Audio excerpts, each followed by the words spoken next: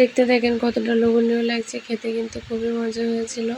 Hello, আসসালামু আলাইকুম everyone, সবাই কেমন আছেন? আশা করি সবাই ভালো আছেন। আমিও ভালো আছি। সাময়িক জ্বর ঠান্ডার কারণে আমার কণ্ঠটা বসে গেছে, সেজন্য এরকম শোনা যাচ্ছে। তো তার জন্যে আমি আপনাদের কাছে আন্তরিকভাবে দুঃখিত। তো আজকের বিকেলের নাস্তায় আমি হালিম বানিয়েছিলাম, তো সেটাই আপনাদের সাথে শেয়ার করছি। আমার এই প্রসেসিং ফলো করে আপনারা যদি হালিম বানিয়ে নেন, খেতে কিন্তু অসম্ভব মজা হয়, একদম রেস্টুরেন্টের মতো স্বাদ হয়। বাসায় একবার ট্রাই করে দেখবেন, আশা করি ভালো লাগবে।